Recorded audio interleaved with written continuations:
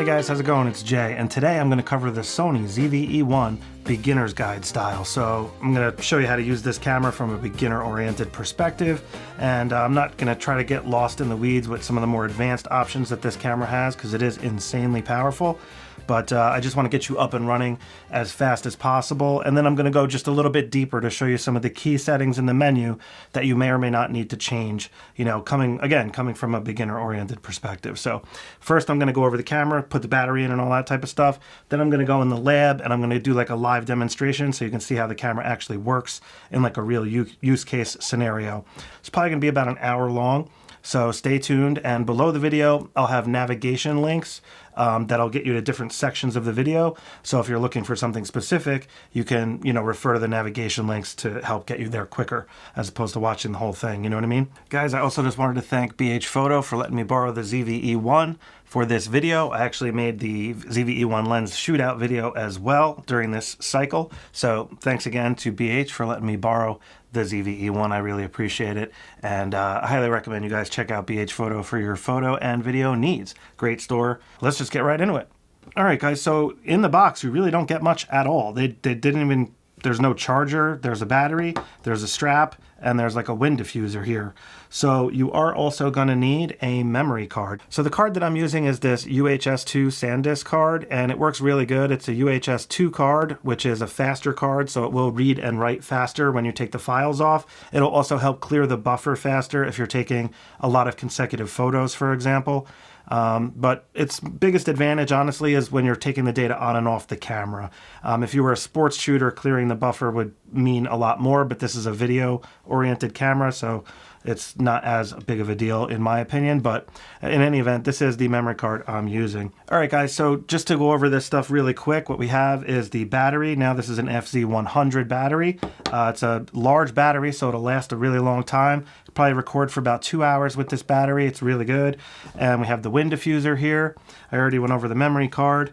And this is the neck strap, so you can put the neck strap on. It just weaves through these little slots here, which are quite nice because they don't move and they're fixed.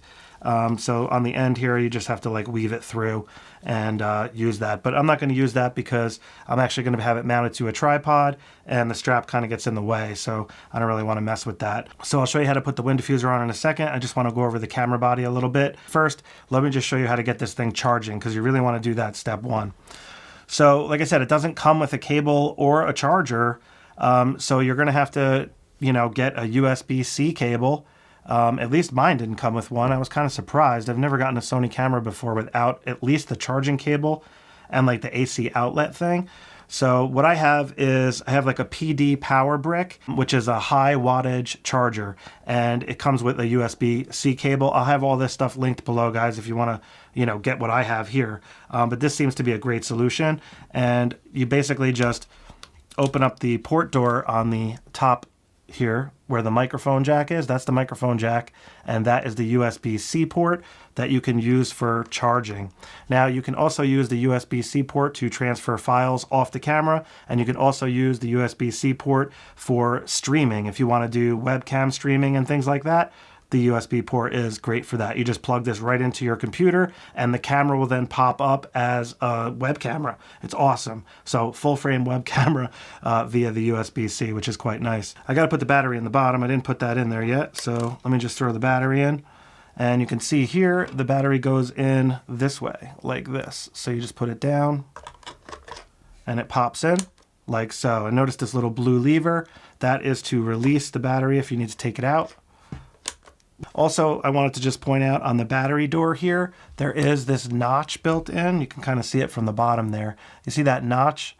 This thing will open up, and what's cool about that, if you need to open up that little flap, is you can use a dummy battery that has a cord attached to it. So the dummy battery is a fake blank battery. You plug it in, and it has a wire that goes off to like a laptop brick, and then you can plug that into the wall and power the camera via the dummy battery. So that's what that little slot is for. In addition to that, like I was telling you before, this is a PD power source USB-C port. So you can power the camera from this cable as well, as long as you have a PD power source, which is like 65 watts or more. And that's what this is. So you do have to have the battery in the camera, But with the battery in there, this will charge the camera, and it'll keep it at like 100%. Like it won't like slowly trickle and die. It'll just be able to power it like indefinitely. Again, but you do have to have the battery in the camera. So when this is charging, you will see that orange light in there. You can see that little orange LED. That will go out when the battery is at 100%. So I have the battery at like 99%. So it's just, you know, it'll go out in a couple of minutes if I leave it plugged in. But for now, I'm just going to unplug that. I already have the battery pretty well charged. All right, so this is the USB-C port, like I already said, and this is the microphone port. So if you want to use an external microphone, you can plug that in right there, and it'll embed that audio right into your file, which will give you significantly better audio than the built-in 3-capsule microphone, which is also pretty darn good, don't get me wrong, but a professional grade mic like a Sennheiser MKE 400, for example, which is what I use, would definitely yield you better audio quality. Now this next door here, we have the memory card. So let's put this memory card in there. So looking at it from this perspective, it's going to go in like this. And it just pushes in and clicks in. And then you can just obviously push it. It'll click back out and you can grab it and take it out of there if you want. All right, so on this bottom door here, we have the micro HDMI out and we have a headphone jack. So you can use that micro HDMI to run it to a monitor, or you can use one of those Ninja V recorders if you wanted to and record externally. And then of course the headphone jack is for monitoring, so you can hear what the audio sounds like coming into the camera. So you can adjust the audio more accurately using headphones, which is very important for professional use cases, of course. So we have the quarter thread here for tripod plates, and you know, to mount to mini tripods and things like that. That's what that's for. And then I already talked about the battery door. Now we have a nice grip here. So looking at it from the top, we have a zoom lever here. So if you have a power zoom lens, you can use this to zoom. Now you can also use it to zoom if you don't have a power zoom lens, if you're using clear image zoom. Clear image zoom will allow you to get like extra digital zoom, but it's really good quality. Like you can't really tell that you're using it, and you could use the zoom lever for that. So it's not just for a power zoom lens. In addition to that, if you're in the playback menu, you can use the zoom lever to navigate in and out of photos, for example. Like if you want to really zoom in on the photo to make sure the focus is correct and stuff like that, you can use the zoom lever to navigate the playback menu. And then of course right here we have the shutter button. So inside this little zoom lever is the shutter button. Now this is a 2-stage button, so when you press it down, it'll by default focus. When you press it all the way, it'll actually like give you a little click, and that will take the photo. And we have an on and off switch here, just a simple toggle on off. We have the C1 button, which is a custom button, but it's default programmed to the background blur feature. So you can basically have the background like defocus or have it like clear. And what that means is it'll just make the background nice and sharp. So if you have like mountains behind you and you want them to look pretty sharp, you could have this set to clear. Now, if you want the background to be nice and blurry, you would have it set to background defocus. And it's nice having just a button dedicated for that purpose. And you can actually hit that button while recording as well, which is cool. Now, also on the top here, we have a record button, dedicated record button. We have this nice control wheel here, which has really good feedback. It's got nice dampening to it, which I like. So up here we have a 3-stage toggle. So you have photo mode, video mode, and SNQ mode. SNQ stands for slow and quick video. What that means is you can get slow motion recording or like fast motion recording internally to the camera, and it'll write that file in that format to the memory card. So you won't have to do any post-processing to slow it down or speed it up. It'll actually write to the card that way. Downside is you lose audio. So just so you're aware. So then on top here we have this 3-capsule mic, which is actually really good quality. And it's like intelligent. So if you have it in intelligent mode, it'll survey the scene and it'll direct the microphone to record from the correct area. So you can have it set to rear, front, or all around are the 3 different options. Now up here is the hot shoe. That's where the wind diffuser will go. So you can just pull this little thing out, little hot shoe cover, and then you can slide the wind diffuser in like that, and now you have the wind diffuser there, which kind of looks cool. Looks like a nice little comb over. Now looking at the back, we have quite a few buttons here, guys. So we have a custom 2 button here. We have a function button. We have a control wheel that spins like this. In the center here, this is like the set button or the enter button. When you see like on the screen, like to set something or enter it, that's this button here. And then of course, this is a 4-directional pad, so you can press it and that also acts as buttons. So you have ISO, you have drive mode here, you have exposure comp on the bottom, and then on the top, the DISP stands for display. And display will cycle through what you see on the screen. So the screen has a couple default display modes built in, and you can cycle through that by hitting the display button. Now down at the bottom, we have the playback menu, which is where your videos and photos will be like stored, so you can view them, edit them, and so forth, delete them, whatever you want to do. Then you have the garbage can button here, which also acts as the product showcase button. Now, what Product Showcase does is it will actually turn off facial recognition, which is on by default. And when you hold a product up in front of the camera will then focus on that product. So this feature is really powerful. It's super fun to use. However, you can't turn it on and off when recording, just to let you know. You have to actually stop recording, then you can enable that or disable that. Now, if you open up the screen here, the screen's a little dirty, sorry about that. You can articulate the screen all around, so you can actually swivel it like this and then close it, and now you have the screen facing out like so. But you can also have it like this, so if you have the camera low to the ground, you can have the screen aiming up, which is what I'm going to be using in a minute to show you guys what's going on with the screen. Or you can actually swivel it this way and aim it down. So imagine if you have the camera like over your head, you could like look at it like this way, which is pretty cool for like concerts and things like that. And then, of course, having it closed like this in armor mode, nice and protected screen. Highly recommend having the camera like this if you're putting it away in your bag and stuff. So this way, you know, in case something like dislodges in your bag, it could be rubbing on the screen, this will protect your screen. So highly recommend that. And there's a nice little notch here on the bottom to get your thumb under to grab the screen, which is quite nice. So that is a basic camera body overview. Now, you may have gotten this camera with the kit lens. This is what the kit lens looks like. It is a 28 to 60 millimeter lens. And let me just show you how to mount that really quick, if you guys have never done that.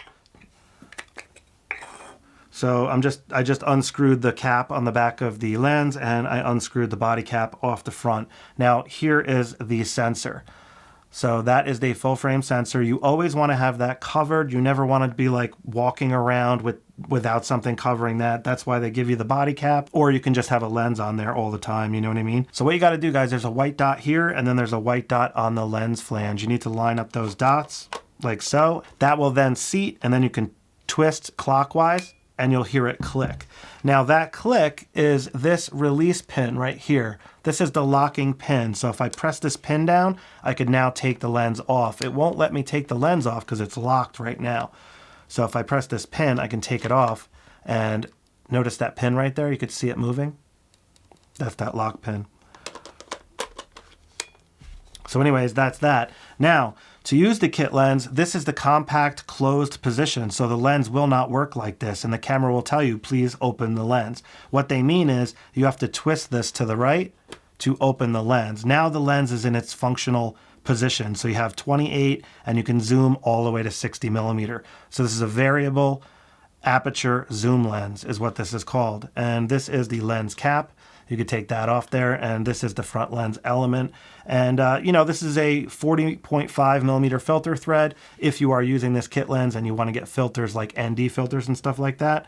And to stow the lens, you actually have to twist it past the 28 mark. And this takes a little bit of effort. It has like a sticking point right here, so you have to kind of crank it to get it to go past, like so. I'm just going to put this back on because I'm not going to use this lens. So the lens I'm going to use is my 20 millimeter here. I have the 20 millimeter f1.8 G lens, and that's the lens that I'm going to use for this demonstration here. I really like this lens, super high quality. And I actually made a wide angle lens guide for the Sony ZV-E1 because most people are buying this camera for vlogging purposes, and you really need a wide angle lens for most vlogging use cases. Like if you're walking in front of the camera and talking to it and you have somebody next to you and you want to both be in the frame, you really need a wide angle lens. And this 20 millimeter is a really good option, just as an example, because the kit lens starts at 28 millimeter. It's just not wide enough. So food for thought on that. So, all right, guys, I just wanted to take a second to thank the sponsor of this video, which is you guys. You are the sponsor of this video. So I appreciate you watching my video. I greatly appreciate you guys taking the time to go into the description area and checking out those links if you're doing some shopping. Using those affiliate links really helps me out, and that's how I kind of fund this, you know, this machine here. So Thanks again, guys. I really appreciate you. All right, guys, let's turn the camera on and I'll walk you through the initial setup process, which is pretty straightforward. It's really not that big of a deal, but I'm just going to walk you through it quick in case you never did it. So here's the on switch up here on the top. We're just going to turn that on, and I'm just going to flip the camera up here so you can see what I'm doing. So this is what you're presented with at first, and I just again want to show you like what buttons I'm pressing when I do what I do. All right, so what I'm going to do first, guys, is I'm going to select my language. Now remember how I told you this center button is like the enter button? So it's already on English, so I'm just going to click that. All right, so what it's telling me now, it's a privacy notice. So you can actually take a photo of somebody and then save that face in the camera, and then you could prioritize that face. So because the camera has that feature, they're giving you this warning message. That's what this is about. So I'm just going to click I understand. So I'm just going to hit OK here again. And now it's saying, do you want to set up your smartphone via Bluetooth and set up the camera's initial settings and stuff like that. So I'm going to actually skip this step because I have a dedicated video on this whole process of connecting to a smart device and stuff. And as you can imagine, there's like, ins and outs and just little details and stuff like that will make this video too long. So I just made a dedicated video on how to connect your camera to the smart device and the new Creators app that Sony came out with. It's actually not that bad, guys. So check out that video if you want to connect to your smart device, which I highly recommend doing, by the way. So, but for now though, I'm going to hit do not connect. So notice right here, it says do not connect, and there's a picture of the garbage can. I could either just touch that button because it's a touch screen or hit the garbage can. There you have it.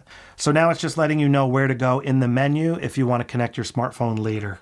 And that's where it is. Now I got to set the area, date, and time. So it by default went to New York, which is actually what I want. So I'm just going to click OK. And then I'm going to select this option here. And now I'm going to select the date and time. So we're actually looking right now, it's June 17th, 2023, and it is 11:13, and that's good to go. So now I'm just going to tap OK on the touch screen, and it worked. So now this next thing, I highly recommend setting it now. What this is telling you is the camera has a auto power off temperature feature in here, and you want to have that set to high. If you have it set to low, when the camera starts to get warm, it'll shut off on you. If you have it set to high, it'll get way more warm before it has to actually shut off. So I highly recommend setting this now. So I'm going to click that, I'm going to go up, and I'm going to click OK. It's just letting you know that the camera might get warmer than you might expect. Guys, the camera does not get like hot where it's going to burn you or anything like that. But this warning might make you think that, so don't think that. It will get warm though, and just so you know. So, but that's normal. So I'm going to click OK. Now it's asking to perform pixel mapping to optimize the sensor. So select OK. Make sure you do that. It's telling you to attach a lens cap. I don't need to do that because I'm pointing it down at the desk, so it's perfectly dark. But why they're telling you to do that is they don't want any stray light coming in when it's doing the pixel mapping. So I'm just going to click OK, and then it's going to go through and do that. So this is like the initial boot up process that you're all going to have to do when you first get the camera. There we go. Pixel mapping has completed. So I'm just going to click OK, or I can just touch the screen, click OK there. All right, so this is cool. This is telling you how the new touch interface works. It's like giving you a visual illustration. So once this thing goes to the next step, there's going to be settings on the left and the right, and you can swipe them in and out of the way, as you can see in this illustration here. In addition to that, on the bottom, if you swipe up, that'll bring up the function menu, which you can also access by just pressing the function menu button right there. So that's what this screen is telling you. I'm just going to click OK. And here's what the screen looks like by default. So out of the box, the camera was in video mode on the top there with that toggle I showed you. And you can see here on the top left, that's also telling you it's in intelligent auto video mode. So it's green, and that's the auto intelligent mode. Now remember the swiping gestures that it just showed you? If you swipe, those go away, see that? And if you swipe up, that'll bring up the function menu. So I could swipe to bring that stuff back, like so. And this is the basic interface of what you're presented with. Now, if you want to start recording, let me just swivel this like so. All right, so now that I have the screen open, you can see how like the position's reversed, just so you're aware. That's just what it does automatically. So if I want to start recording, I can just hit this record button right there. You see the, the red record button, or I can hit record on top of the camera. So if I hit record, you could see now I'm recording. Now also we have a tally light up here that lights up to let you know that you're recording, and you can see that from the front of the camera as well. In addition to that, there's a red box around the screen to let you know that you're recording. So it's visually obvious that it's recording, which is nice, one of the features. So I'm just gonna stop recording. And that's how that works. Now over here on the left hand side, you got a couple of features here. That one underneath the record button right there is the product showcase button. And remember, that is also the garbage can button on the back of the camera. So what that'll do is it'll turn off facial recognition. So if I put this little guy here, so if you look closely, you can see there's the eye detect there, and you can see the eyes popping on the little model there. And occasionally you'll see the square pop up for the whole face. Like if I move the camera a little bit, you might see that bigger square, like so. I can actually bring this a little closer, a little easier to see maybe. And when I press the shutter button down, you can see it lock green on the eye. So that is eye autofocus, and it works amazingly well. Out of the box, it is turned on. Now if I enable this product showcase button, see how it's set to on now? You'll notice that now I'm getting different focus points because it's not prioritizing on the face. It's no longer prioritizing the face. So let me just turn that off, and now you can see it is prioritizing the face and the eye again.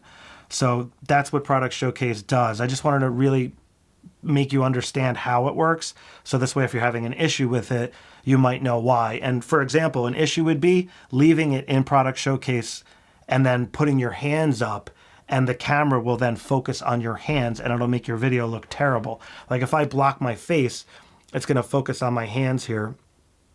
See how it's focusing on my hands? So, but that's just because I blocked my face. If I have my hand here, it won't do that. So if product showcase is on, if you talk with your hands like I do, it'll focus on your hands as soon as you put them up. So that's why you want facial recognition on if you're somebody like me that talks with your hands, like, you know. All right, so moving on here, below that, if you select that option, that's gonna be your animal and facial subject detection. So if you can cycle through, there's the different subjects. You got insects and so forth. You got cars, planes, and then back to humans. So I'm just gonna leave it on humans. So these buttons here kind of act as toggles. When you press them, it just like cycles through.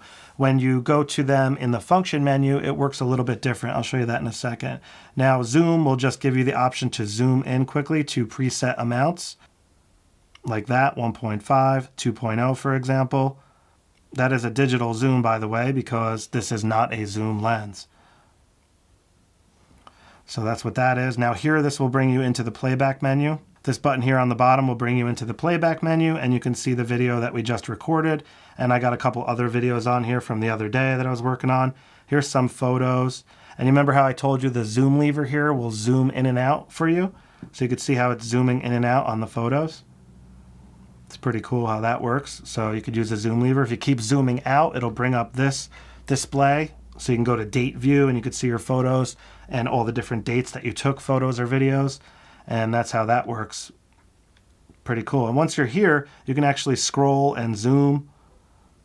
And again, it really works good. Check this out. And you can zoom in, check the sharpness, you know, and then zoom out a little bit.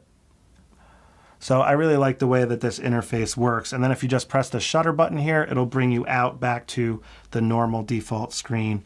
And notice here on the zoom how there's a little X there on the bottom right of the little zoom box. So if you press that, it'll take the zoom away. Now, one other thing I need to show you guys before we go any further is when you're touching these buttons, it's very easy to touch the screen by accident. Like you see how I just touched the screen and that tracking box came up? The tracking box will come up by default because the camera is set to tracking for the default touch operation. And I would recommend leaving it there because tracking is super helpful. I can just select right here, and it's now gonna track the subject that I just touched. So that's pretty cool how that works. But the problem is a lot of times you'll hit it by accident and you don't wanna hit it. So that's why I'm taking the time to explain this. See how it has this tracking cancel option there? And there's a circle next to it? That circle is that same back button that I showed you early on when you want to press enter or set. So see how I just pressed it with my thumb and the tracking went away. Now if I touch again, you can see that tracking cancel came up. Notice that little box up here. There's that little box right under my thumb there. That is also a tracking cancel option. So if I select that, that cancels tracking as well. So that's how you can go about cancel tracking. You can just touch that little box or press the little button on the back of the camera, which is what I usually do. It's a little bit easier than touching the screen sometimes. All right, so now looking at the top here, I just want to go over a couple of things. You have the audio meter there, so you can see the audio being picked up. To the right of that is the audio mode. So this is what the 3-capsule mic is currently set to. It's currently set to auto mode, so it's going to figure out how to set itself to get the best audio. Now, I recommend hard setting it when you're behind the camera or when you're in front of the camera, just to make sure that it's set correctly, because sometimes auto does get confused. If you're like in a car with windows and stuff, there's a lot of echo and things, and it might not know where you're coming from. So next to that is the autofocus mode. Right now it's set to continuous autofocus, but you can also set it to manual focus in video mode. Next to that, we have standby. That will switch to record when recording videos. So right now it's just letting you know that it's in standby mode, ready to record. To the right of that is the current record settings. So right now it's set to HD at 60p. Now next to that is the memory card life. So that's how many more hours I can record video for on the current memory card, because as you just saw a minute ago, I have a decent amount of footage on there and photos already. So that's what I have left on the card. Now, to the right of that is the battery life, 97% left. Now, scrolling down on the right-hand side, on the top is the camera recording mode. And so it's the shoot mode is what Sony calls it. So it's in intelligent auto right now. But if you scroll down, you have the more powerful program auto mode. Then you have aperture priority mode, shutter priority mode, and full manual exposure mode. So that full manual will give you control of everything independently for like professional use cases, which is what you're going to want to use in professional environments once you understand what all those settings do. But again, this is a beginner's guide, so I wouldn't worry about manual mode too much unless you're ready to go for that. And this is a memory recall mode, by the way. So you can have the camera set to specific settings, and then you can recall it by going to this particular option. Great for having like a studio option if you have calibrated lights and stuff like that. You can have this one set up for like studio purposes, just as an example. Now, going back up to intelligent auto here, this is great for beginners because the camera will do all the thinking for you. Now, if you want a blurry background, you can just hit the defocus or clear button here, and the camera will do all the settings for you. And it does a really good job, I gotta say, like, especially if you're a beginner. The image quality and everything looks great, like just in full auto mode. You can definitely get better image quality using more advanced modes though, don't get me wrong. So as you learn, you can grow with the camera. So now below that, we have a self timer for video. So if I select that, you can see self timer. You can turn that on and off, or you can change the duration of the self timer. And again, see this OK button there? I'm just gonna hit the thumb button right here, and that'll bring us out. So now the self timer is actually set to 3 seconds for video. So I'm going to go back in there and turn that off. Now below that is the mic options. So if you go in there, it's going to cycle through the different mic options. You can see on the bottom how it said direction front. If I click it again, now it's saying all directions. Now it's set to rear. And now it's set to the intelligent auto option. Now below that is CineVlog. CineVlog is an awesome feature, especially for beginners, because it'll give you a really nice cinematic look straight off the camera. You won't have to do any work in post-processing. Now, of course, you don't have to use this mode. You can just record in regular video mode, and you could make it look like this in like Final Cut Pro if you want, pretty easily. But that's more advanced, if you're into Final Cut and stuff. So this mode will just turnkey give you this cinematic look. Check it out. If I turn that on, you could see how the screen like cropped down. So it crops it into this cinescope ratio. And so you're gonna have like black bars on the top and the bottom in this like really wide view. And it works great. And it's got a bunch of different like looks to it. And you can see here on the bottom how it says S-Cinetone Auto, and then it has an AF with an M next to it. Now this AF with an M, what that does, all right guys, perfect example. I just touched the screen by accident and it enabled tracking. See that? That's why I wanted to show you that earlier. So I'm just gonna hit the thumb button here to disable the tracking. You can see that went away. And now there's this AFM button here. So I just wanna press that. All right, so when you press that button there, it'll give you the option for autofocus transition speed. So you can see you have high, medium, and low.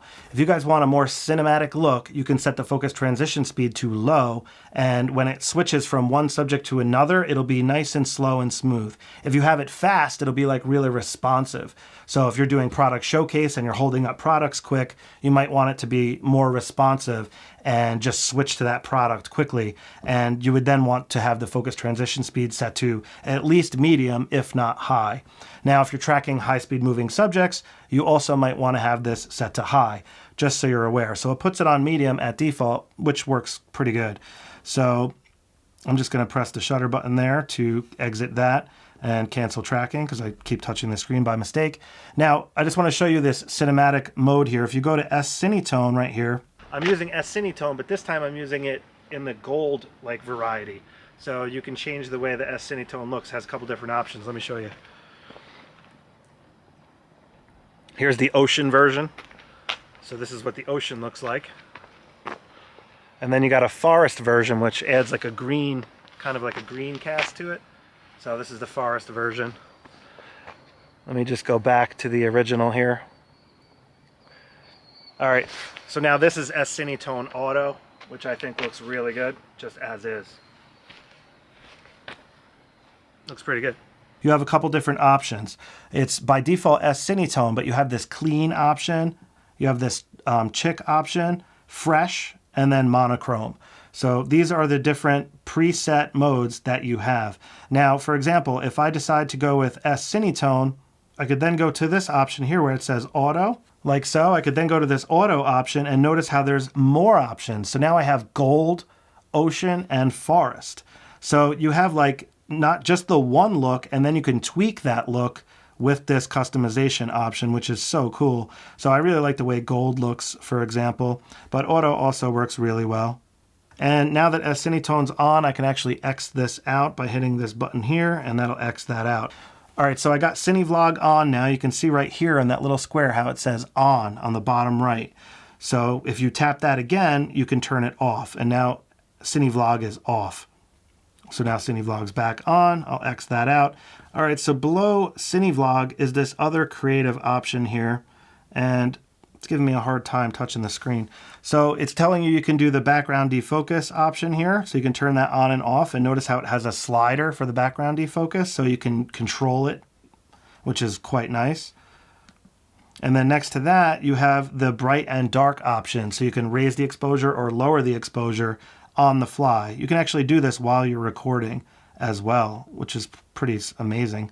As you can see here, you can see the exposure adjusting, and you can just click that button up top to bring it back to the center, like so.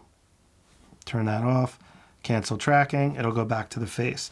So those are the basic features on this screen display. Now I'm just going to turn this off, right here, and you can just click OK, and now you can see that that creative option is turned off. Now if we swipe up from the bottom, that's going to bring up the function menu. So I just want to go through this menu really quick, and then we're going to go into the real menu. I'm going to show you a couple options in there, and then we're going into the lab, and I'll show you live how this thing works a little bit better. So what we got here on the top is the volume here. So this is where you can go and dial in the volume. Very important feature. You want to make sure that you're not clipping. By having it too loud, you can clip the audio and it's going to sound really bad. So you want to make sure you check that and make sure you're not clipping. And by clipping, like I said, you'll see like red at the end, and that's you went too far in that case. Now next to that, we have stabilization options. They call it steady shot on the Sony cameras. So by default, it is set to active. Now active does crop in a little bit. You see how it cropped in? Look at that. So you are losing a little bit of that wide angle view when you have active enabled. Now if you go to dynamic stabilization, look how much you lose. So dynamic active stabilization works incredible, but it does crop in quite a bit, and you lose, you know, some of that wide angle view. That's one of the reasons why you need a wider angle lens for this camera, in my opinion, when vlogging, especially if you're walking and talking and you want it to look nice and smooth, because dynamic stabilization actually does work excellent, as you can see here when I was testing it out using this lens on the Green Bridge. So now this is just regular, no focus breathing comp, and dynamic active on. Again, you have active and then you have standard. Now, standard is just the sensor stabilization, so that works really well. And if you have a lens that has optical stabilization, that will also work in standard mode, or you can just have it turned off. But standard, as you can see here, doesn't cost you any cropping. So I'm just going to leave it in standard for now. But again, if you guys are walking and talking with the camera, you're going to want to have it on active or dynamic active, potentially if you have a wide enough lens that can manage it. So just to keep that in mind. Now, if I swipe back up here, we have the subject detect again, which I already showed you, but in this case, it comes up in a different view. So now you can just cycle through all the different options like so. Next to that, you have autofocus mode. Remember I was telling you can switch to manual focus here. That's where that option is if you want to shoot in manual focus. Next to that, you have skin smoothing. Guys, skin smoothing is on by default. So if you don't want your skin to look smooth and like, you know, edited, you got to turn this off. And this is important. I've seen a couple of people that didn't realize that this was on, including myself, by the way. And I'm like recording and then I'm like, why does my face look like that? And I'm like, oh, so it is a great feature. Don't get me wrong. I'm not trying to trash the feature, but I didn't expect it to be on by default. So this will definitely make your face look a lot smoother, and it like get like the bags under your eyes, like on my face. It just looks like you almost have makeup on or something, but it works really well. Like it doesn't look fake, like it looks pretty good. So keep that in mind, and it's a fun feature to use. And you know, you might want this feature on for sure. So play with it at the various levels and see what works for your situation. But I just wanted you to know that it's on by default. That was why I really wanted to mention that. Now you can see how it says off there. So under here, you see this little square with like the finger and it's got like, almost looks like wind or something. This is the touch function in shooting mode. So like I said, the touch tracking is what it's set to by default, but you can set it to touch focus. And touch focus will not track a moving subject. It'll just put the focus area on a specific part of the screen. So I could just have it set there and now it will only focus on the face, for example. Touch focus is like limited to that area now. So you can go back in there. Now this option is touch shutter. It's grayed out right now because I'm in video mode, but if you're in photography mode, you can enable touch shutter. Let me just switch it to photography mode, I'll show you. So now I have touch shutter enabled. So now I can just touch the screen, it'll focus and take the shot. That's what touch shutter does. It doesn't really apply to video. I'm just gonna put that back to touch tracking and switch it back to video mode. All right, so the other feature is auto exposure, touch auto exposure. So you can actually touch around the screen and then the camera will auto expose for that area that you touched. This is great if you're trying to adjust the camera to expose for something that's either bright or dark, and you know the camera by default isn't really doing what you want. You can set it up like this and then you can just touch wherever you want and the camera will automatically expose for that. And then you have off. So this is where you can go and just turn touch off. So if you're touching the screen and you keep, you know, it's driving you nuts because touch focus or whatever, you can just shut touch off if you don't want to use touch at all. Now also note here on the touch function in shooting, for both focus and tracking, you can automatically connect the auto exposure. So you can have it touch track plus auto expose. So that's a pretty good feature as well. And you have auto exposure is a separate feature if you want to do it independently, but you can combine them here as well. So I'm just going to click OK by hitting the thumb button here to get out of there, like so, and I'll swipe back up. Now this next option is focus area. Very powerful feature, and what you can do is control how much of the screen or sensor is gonna like look out for stuff to focus on. So you can like limit the area. For example, if I go to zone focus area, I can now limit the focus to this zone. You see that grid there? So it's just limiting it to that zone, basically. So you can have it favor the right side of the screen, the left side of the screen, and so forth. Now if I go back in there, you can select this option. Now this is spot focus, but look at this box. Now I could move this box around, so I could have the box like over here, for example, and it's gonna ignore the face. You see how it's ignoring the face now, even though the box is around the face. So the camera sees that there's a face there, but it will not focus on it because I have the focus limited to that area. So let me go back into the function menu. This time I just hit the function menu on the back of the camera. And I'm going to put it back to wide area, which stands for the entire sensor. Also note, guys, on the bottom of the screen here, we have the white balance setting, which is currently set to auto because I'm in intelligent auto mode, so you can't change that. The ISO is set to auto. This F number here stands for aperture and the aperture of this lens. So let me put the lens into auto mode. And then over here on the bottom left is the shutter speed. So this is the shutter speed the camera is choosing. So let's go into the menu here. I want to show you a couple of settings that you're going to need to change most likely. All right, guys, so what we're going to do now is I'm just going to show you in the menu here a couple of key settings that I think you should know about. For example, when you hit the menu by default, it's going to go to this main one page, and that's where I'm at. So this hierarchy of the menu system is on the left-hand side. These are all the main categories. And you could navigate them a couple of different ways. You can hit the function button and it'll cycle through the different modes. So you can see up here on the top, the little star, that stands for My Menu. Now this is where you can go and you could load the camera with all the settings that you use most that might not be in the function menu or some of the other shortcuts. So for example, formatting the memory card, things like that. You can add that to My Menu. Now if I just hit the function button, it'll go down to the next screen, and this stands for main. Main is great because all the key features are here that you may or may not want to enable or disable when it comes to video. But because we're in full auto mode, we are limited to what we can change here. You can see how a lot of stuff's grayed out. In a more advanced mode, this stuff would not be grayed out. So what I want to show you is how to set this up for 4K. This is the setting that I like to use, 4K HS. So it's the top setting here. If you go in there, you can see it's the one on the top.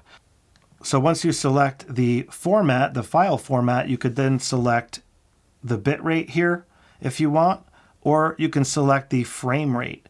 So because I have CineVlog on, you can only record in 24 in that mode.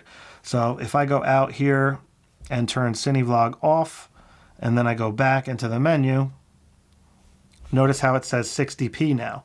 So the frame rate is either 60 or 24p. So I'm just going to go to 24p. And then, so now I'm in 4K 24p. And if you select this option, this is the record setting. This is basically the compression and ultimately the quality of the footage that you're recording. Like the camera is recording it and then it's like putting it into a file and writing it to the card. So for the best quality, I would recommend using 422 10-bit, which is the top option. You could see right there. So 100 megabit 422 10-bit would be the best recording option for this particular mode. I'm just going to click OK. And now you can see it's set to 24p 4K quality right there. And you can see 100 megabit 422 10-bit. So now if you wanted to record in a different format like 120p because you want to do some really good quality slow motion footage, let's say, what we need to do is we need to set this to HD. So if we go in here and set this to HD, then we can go up to the frame rate. And now you can see we have 60, 30, 24, and 120. 120 would be where you get that slow motion. Now, if we go down, we can select record setting and notice how we have only two options now. So the better quality option would be 100 megabit. Now, you can only record 120 in 8-bit for now, but there is a firmware update coming out for this camera soon, supposedly. So this would be the best option for recording 120. And what's nice about 120 is it records audio also. So you can speed up the footage and slow it down and still have regular audio if you're talking to the camera and stuff. The S&Q mode does not have audio. That's the downside of that. So if we continue to go down, this is the second screen of the main screen. See how it says main 2 there on the top? So here's a bunch of other options in here, and this is where you can go to set the camera for cropping. Like if you use a crop factor camera, it'll automatically change to crop factor mode. So it's set to auto. That's what that feature is. Now log shooting, this is where you would go for more advanced users to enable log. If you want to shoot an S-Log3, which will give you more dynamic range, I highly recommend working towards that goal. That's what I'm shooting in on all my cameras. I'm using log footage, and it just gives you a little bit more dynamic range. It also gives you a little bit more power when you're post-processing your footage. So when you're grading your footage, you get more leeway, one way or another when recording in log. It's very similar to shooting RAW in photos as opposed to JPEG. So photography wise, you can shoot RAW or JPEG. JPEG is like turnkey. The camera does the processing for you. That's how the camera is set up now. But if you want to process the footage after the fact, you could use RAW for photography or log for video. So that's where log shooting is. I'm not going to go over that in this video because this is really made for beginners, but this is where you would go to enable it if you guys need that. Now you got file settings here. You can go in here, and this is where you can go and you can change the name of the files. So file format is set to standard, but if you set the file format to title, you can actually make the file say like ZV-E1, for example, and then underscore, and it'll write like a consecutive number. And I highly recommend doing that. I highly recommend going in there and setting that up because it's really nice if you're doing a multi-camera shoot. When you put the memory card in, you can just see the files say the name of the camera. So it's very helpful. I'm using the A7C, for example, the Sony ZV-E1. I have a Sony A6400 over here. So it can make it easier at times if you mix up memory cards, for example. And these are just the other options that I already showed you in the function menu. And you can see focus area, subject detect. You could turn that on and off here. So if you don't want to detect subjects, this is where you would go to just disable it altogether. So I'm just going to turn that on. And then here again is the recognition target. We got humans, animals, all those options that we already saw. And there's a lot of options on this camera. It is an extremely powerful camera. And like I said, a lot of options. So you have time-lapse shooting. These are the S and Q settings, so you can configure the S and Q, how you want it to record and what bit rates. Time-lapse settings. So this is where you would go to set the camera up for time-lapse. You can tell it like what frame rate settings, what record settings you're using, and so forth.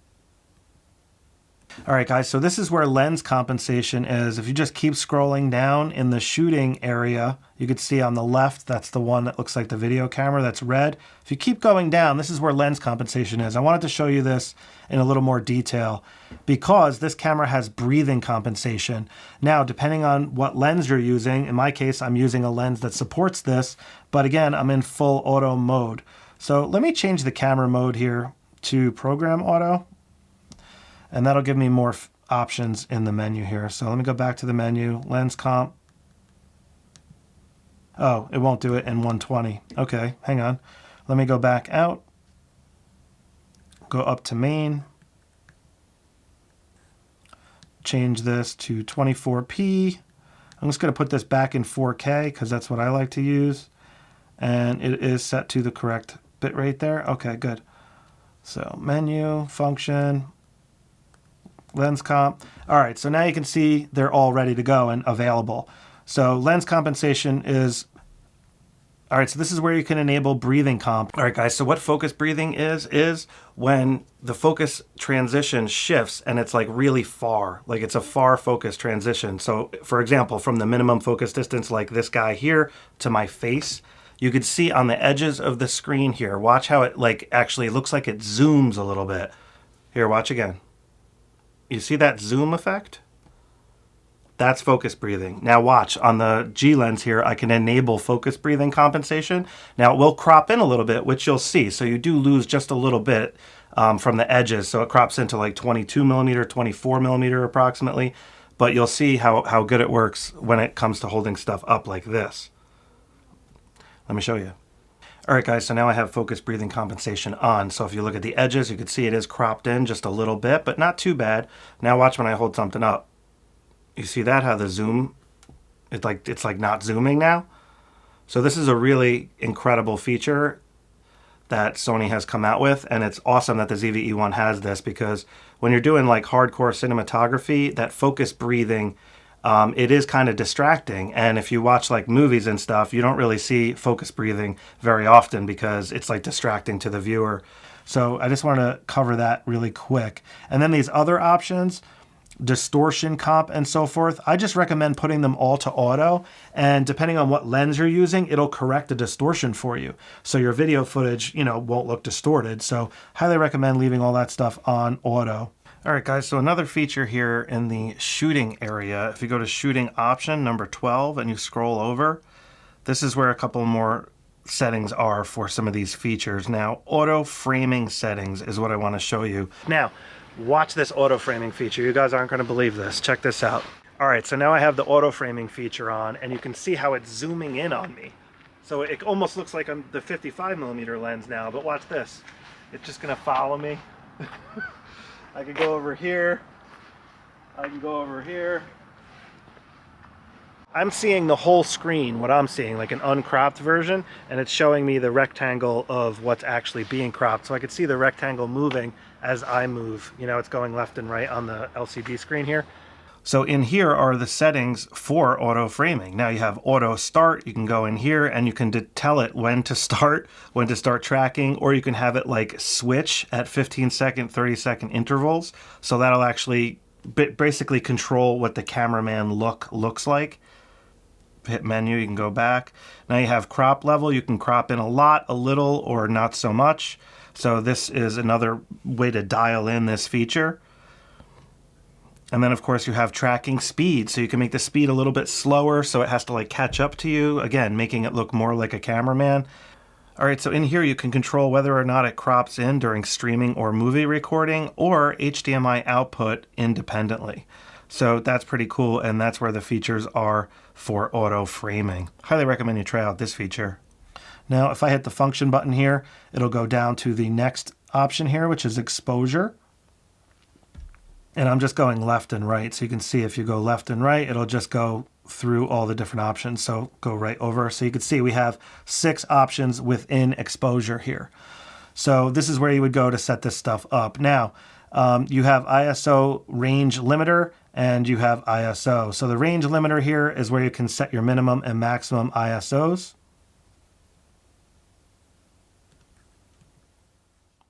You got exposure comp, metering, white balance. This is where you can go to set your white balance. Color and tone, you can see you have a bunch of different options here. Picture profiles, that's where that's located. Creative look, dynamic range optimizer, you can actually select your LUT, so you can load a LUT in here if you're recording and log, and the camera will then apply the LUT, so it'll output on HDMI with the LUT. Now why you would want to use that is if you're a log shooter and you're live streaming, for example, you can actually be shooting in log live and have the LUT applied and outputting to like YouTube, for example. So that's extremely powerful feature that this camera has. That's what that is.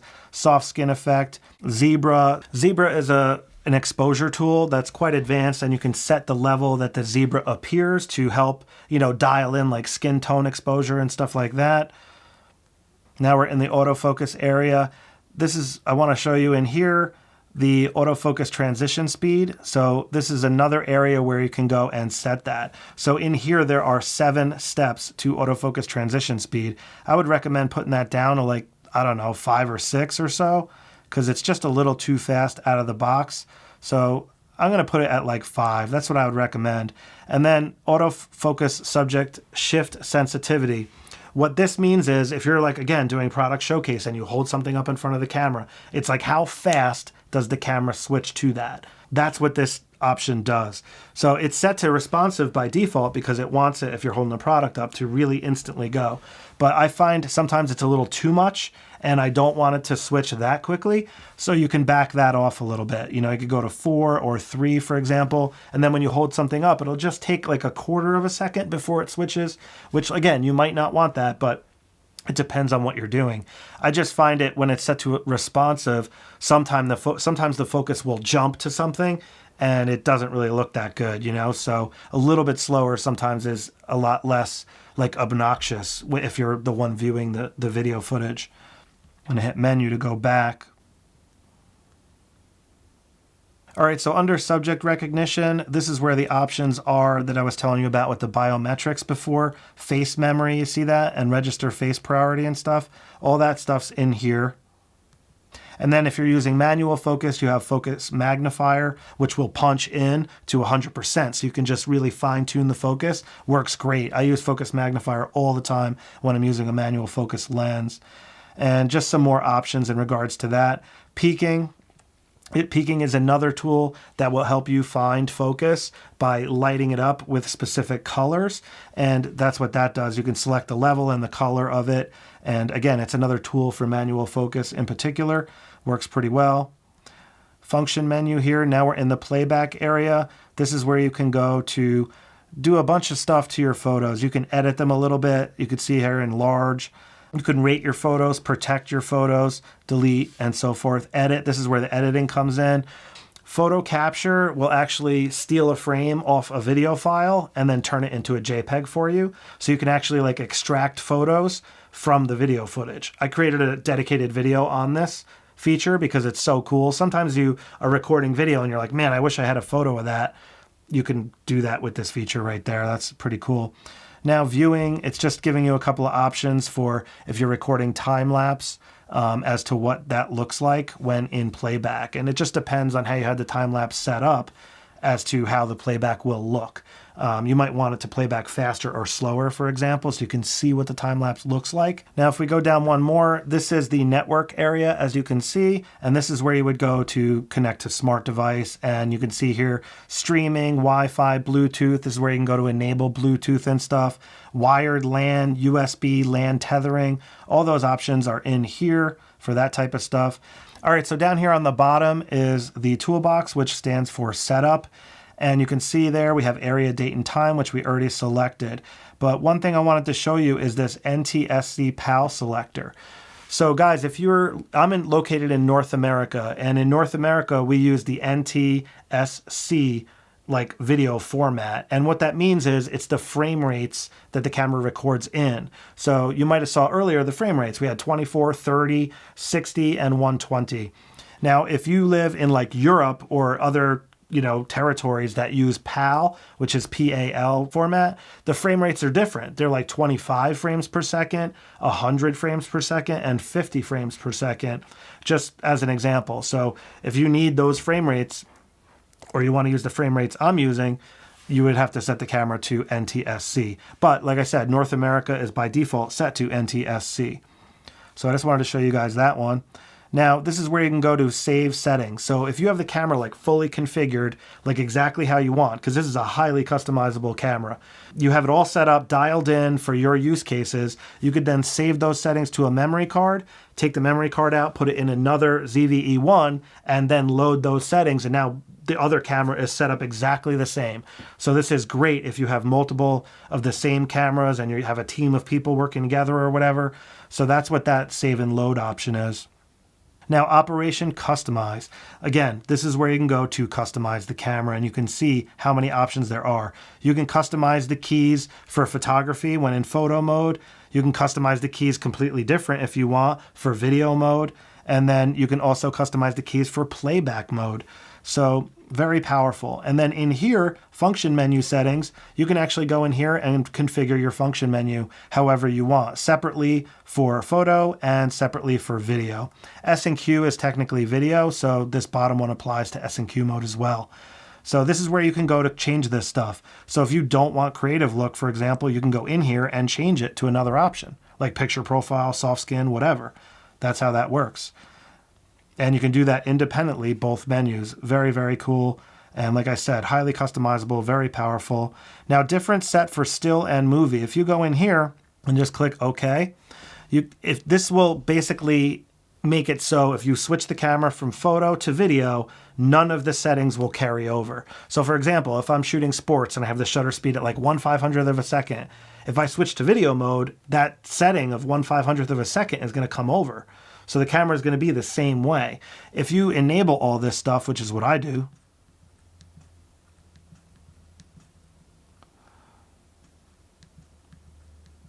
white balance is like hit or miss, but I enable everything. And then click OK.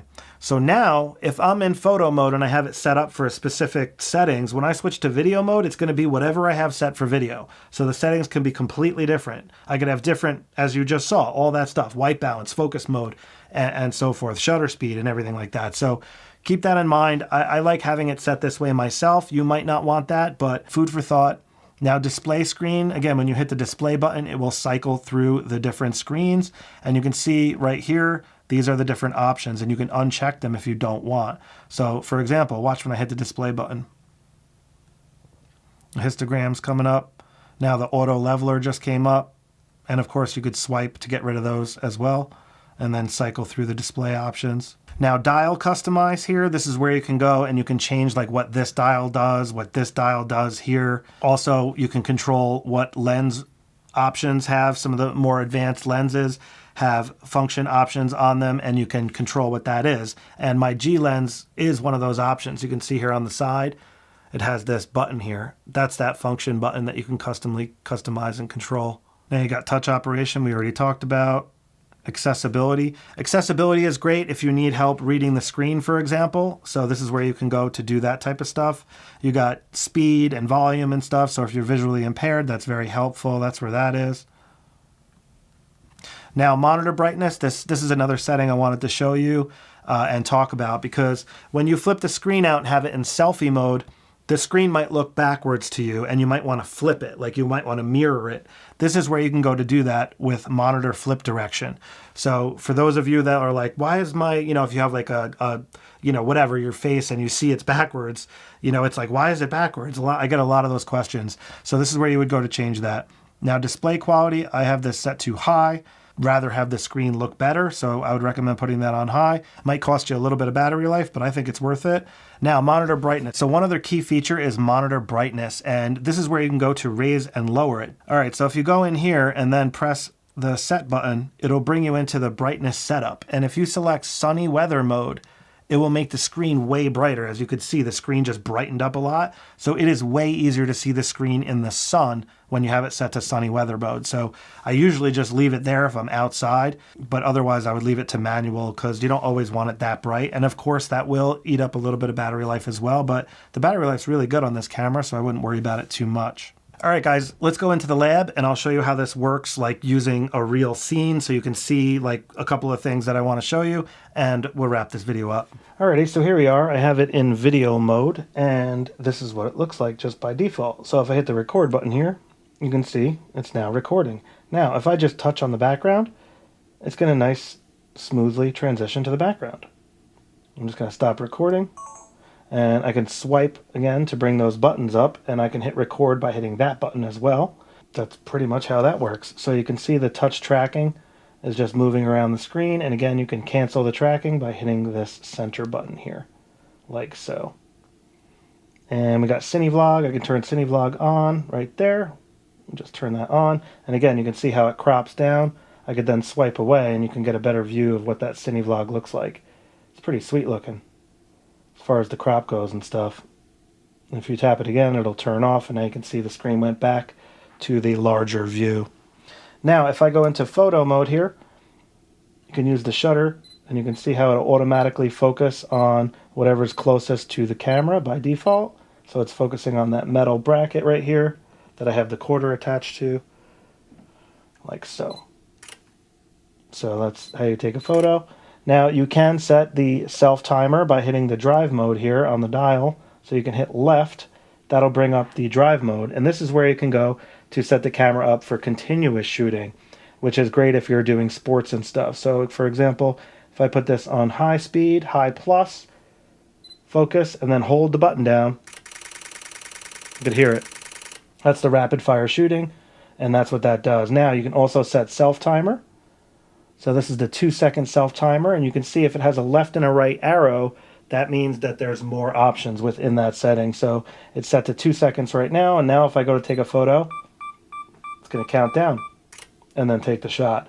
So 10 seconds would be great for like self-portraits and stuff like that. Also, you have continuous self timer, which will take 3 shots at 10 seconds, for example, based on this setting. This is good for family portraits because somebody always has their eyes closed, so you might as well set it like this and have it take 3 shots. So you have a better chance as far as that goes. I'm just going to put it back to single shooting. Single shooting will just take 1 photo and so forth. So if we go into the function menu here, let's go over to this mode option here, the shoot mode. Now in photo mode, if we scroll all the way down, we have this option. Now this is like scene mode is what it used to be called, but they're not really calling it that. They're just calling it shoot mode now. But on the other Sony cameras, there used to be another spot on the mode dial that said scene mode, and that's what this is. So this is perfect, guys. This is perfect for beginners because if you're using this as a photography camera, you can go and you're not sure what settings to use, for example, because this is very complicated and you're new. So this is where you would go and just dial in the camera settings to your exact use case. So this would be optimized for portraits. So if you're taking pictures of portraits, kids, whatever, go here. Now, if you go left and right, there's more options. So if we keep scrolling over, sports action. Again, if you guys are taking pictures of sports, just set it to this mode and the camera will optimize all of its settings for you. Super, super convenient. So again, we got another one, landscapes. We got sunset, night scene, night portrait, and that's pretty much it. So I just wanted to show you that really quick. That's where the scene modes are. And again, we got aperture, shutter speed, and manual mode. So I actually have a dedicated video on the different camera modes if you guys want to learn how these more advanced modes work. But because this is a beginner's guide, I'm not going to go through that right now. I will have that video linked below though. So aperture mode, for example, will allow you to control the aperture. So you can have the lens wide open, as they call it. And in this case, that would be f1.8. Or you can stop it down all the way to f22. And that would be the aperture options. Shutter speed will allow you to control the shutter speed. So you can slow the shutter speed down to capture motion blur, as you could see in this waterfall photo. Or you could speed the shutter up to capture and freeze subjects, like for sports, for example.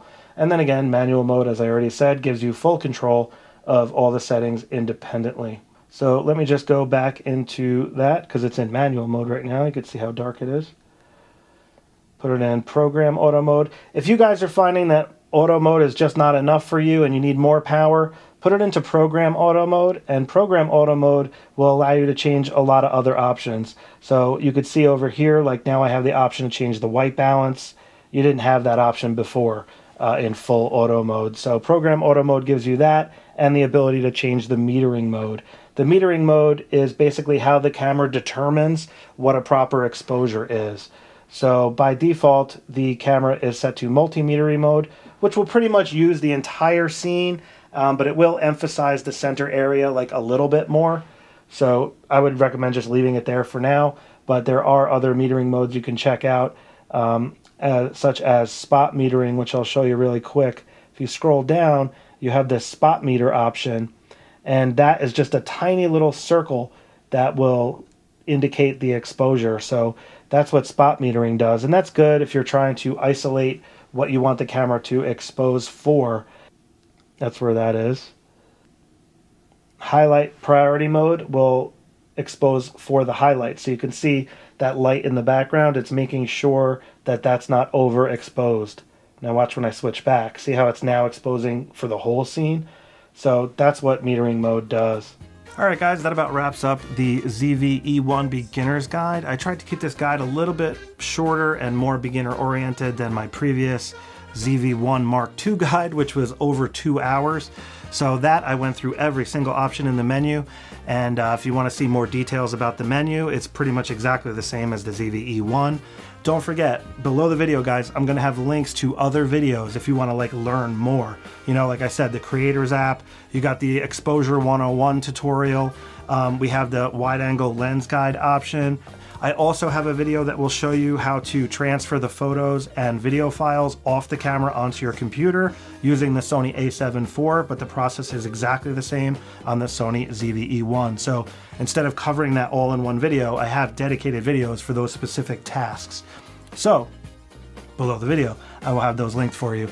Alright guys, so if you got value out of this video, if you could please do me a favor and give me a thumbs up and be sure to subscribe. I would really appreciate that. I hope you have a great rest of the day, and I'll catch up with you next time. Take care.